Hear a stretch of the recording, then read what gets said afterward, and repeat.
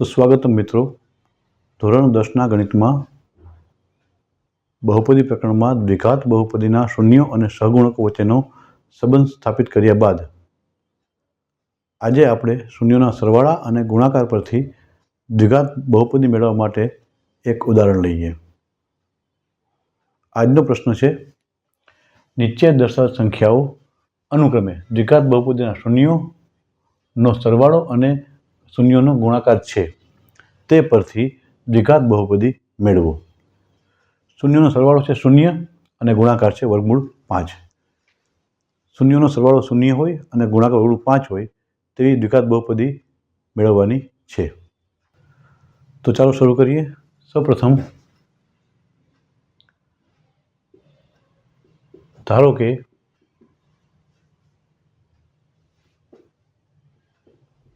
માંગેલ દ્વિઘાત બહુપદી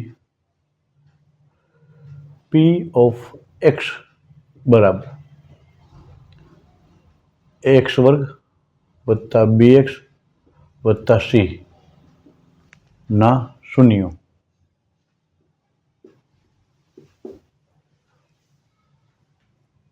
આલ્ફા અને બીટા છે. આપણે દ્વિઘાત બહુપદી શોધવાની છે. તેને ax સ્ક્વેર વત્તા bx વત્તા c તરીકે લઈ અને શૂન્યોને આલ્ફા અને બીટા તરીકે ધારેલ છે. હવે અહીં શૂન્યોનો સરવાળો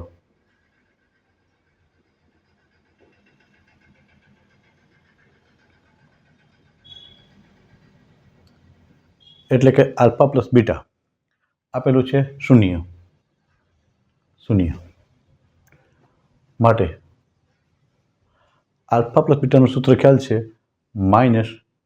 -b/a બરાબર 0 લખી શકીએ આપણે -0/, કંઈ ન હોય તો આપણે 1 લખી શકીએ.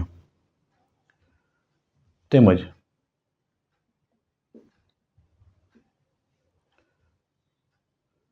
શૂન્યોનો ગુણાકાર એટલે કે આલ્ફા બીટા આપેલો છે વર્ગમૂળમાં 5. આપણે આલ્ફા બીટાનું સૂત્ર ખ્યાલ છે c/a બરાબર લખી શકીએ વર્ગમૂળ 5/1.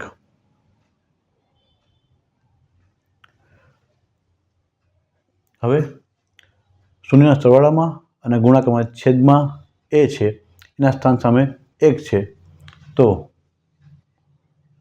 જો a બરાબર 1, શૂન્યના સરવાળામાં અંશમાં b છે એના સ્થાને 0 છે તો b બરાબર 0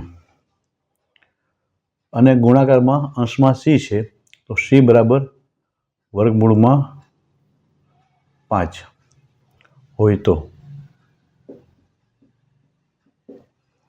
માંગેલ દ્વિઘાત બહુપદી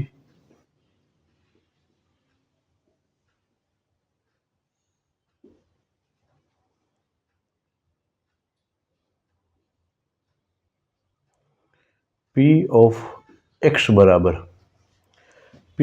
આપણે લીધે છે ax વર્ગ વત્તા bx વત્તા c. હવે એના સ્થાને મૂકશું આપણે 1 એટલે કે xનો વર્ગ.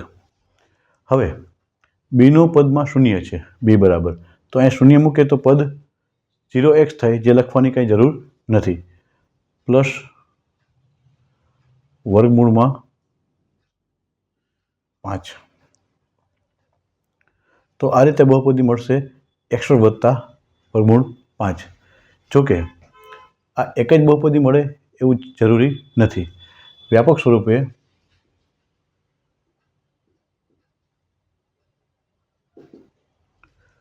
શૂન્યેતર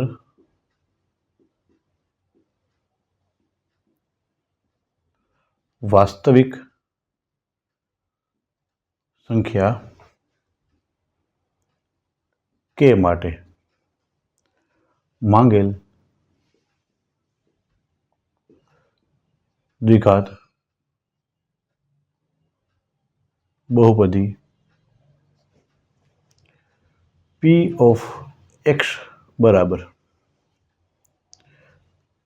કે કાઉન્સમાં રાખી કે ને x વર્ગ વત્તા વર્ગમૂળમાં 5 આ રીતે કોઈપણ દ્વિઘાત બહુપદીના શૂન્યોનો સરવાળો અને ગુણાકાર આપેલા હોય તો તે પરથી આપણે બહુપદી મેળવી શકીએ છીએ.